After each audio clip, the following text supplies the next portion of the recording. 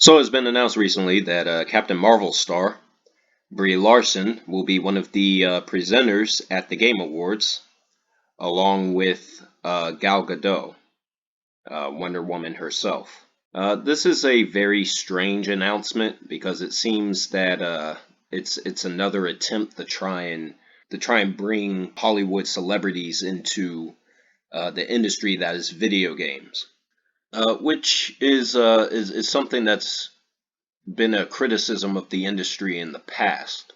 And I thought that we were past this, but apparently not. Even if you take a look at some of the recent trailers for the PlayStation 5, trying to use celebrities such as Jaden Smith for some of their recent trailers, or another one was Michael B. Jordan, who did like a promo trailer for the PlayStation 5. Yeah, that's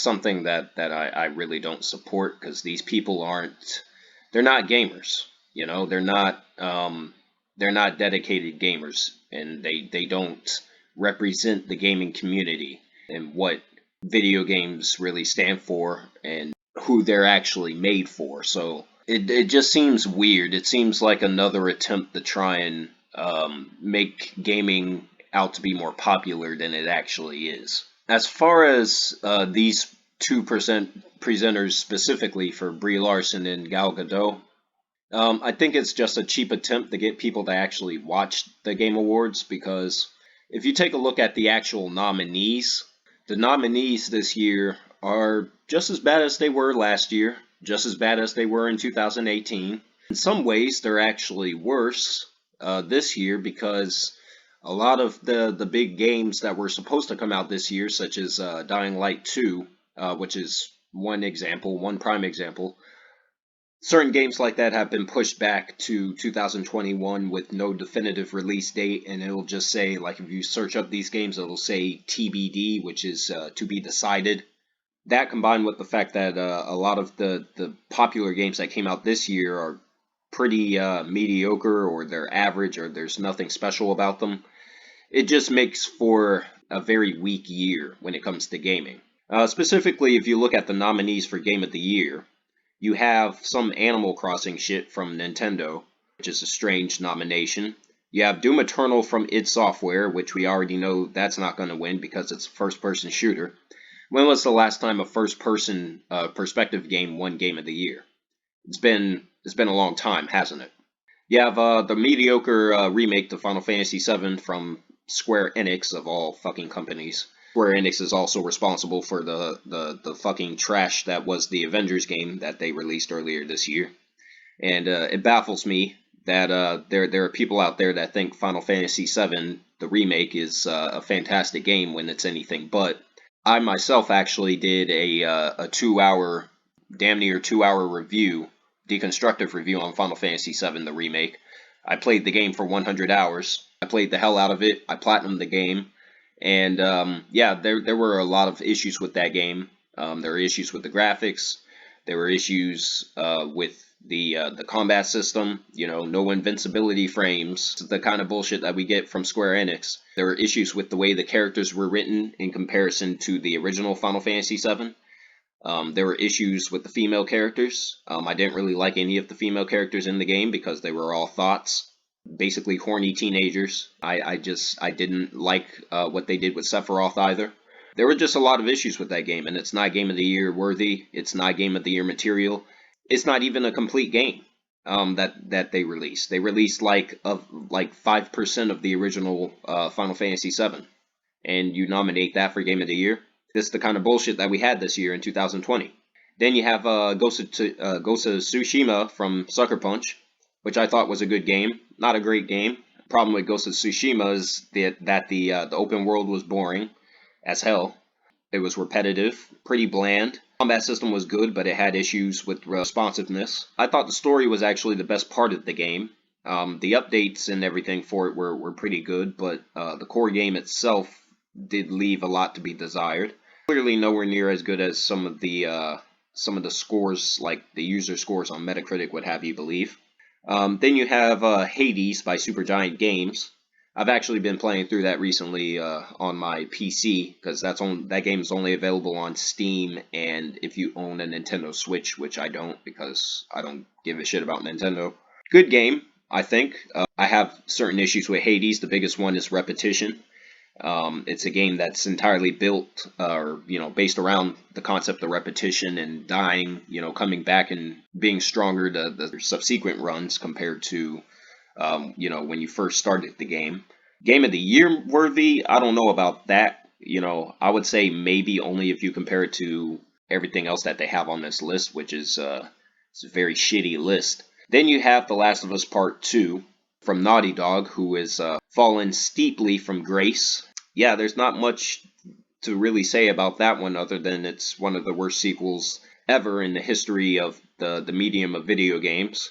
Absolutely god awful in just about every single way, with the exception of obviously its technical merits and the graphics. Aside from that, yeah, it's a god awful sequel. Should have never happened the way it happened. Yeah, more than likely that's the game that's going to win because these things are nominated, voted on by gaming journalists, and gaming journalists are, similar to the vast majority of the gaming community, is full of idiots who should not be working in the industry, who shouldn't have a job in the industry. Yeah, this is what we have to look forward to if you care about the Game Awards. This is why I haven't watched the Game Awards in years, and I'm not going to watch the Game Awards this year. I'm not going to pay attention to the Game Awards because, like I said, the list of awards or whatever that's presented for the nominees is trash. It really doesn't make any sense at all. I'm looking at other categories like best debut game, and why a game like Mortal Shell, which is just another Souls clone and a mediocre average Souls clone at that, why that's nominated for anything is beyond me.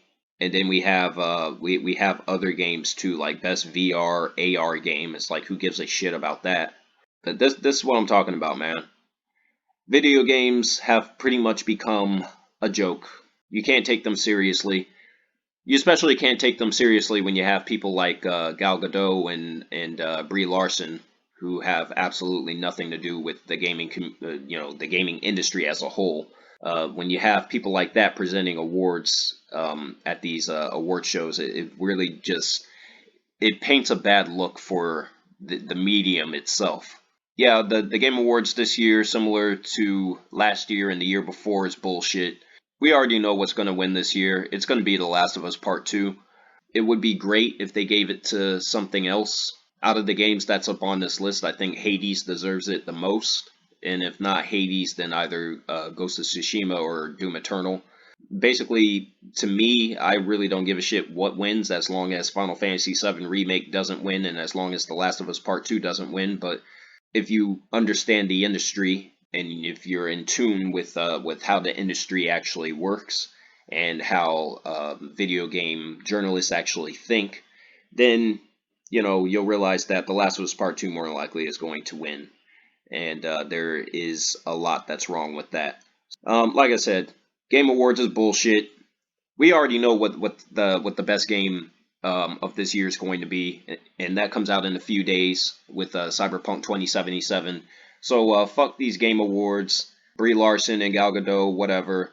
They're just some pretty faces for people to look at during this award ceremony. Yeah, it's just a waste of time. I'd rather watch ESPN or, NHL, NFL, NBA, whatever. Like I said, I'd rather watch sports, and I don't give a shit about sports at all. So I'd rather watch that than waste my time with this bullshit right here. That's what I got to say about the fucking Game Awards or whatever.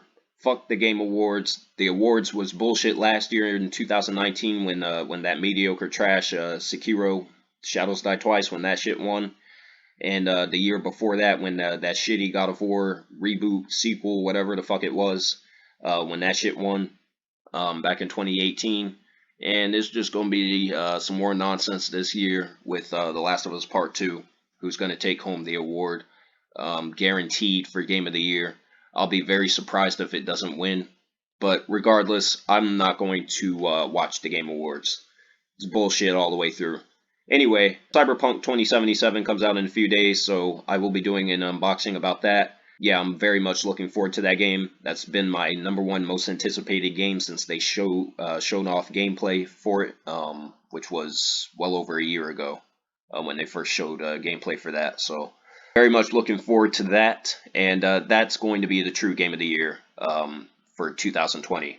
All of this is bullshit, right over here. So yeah, fuck the Game Awards.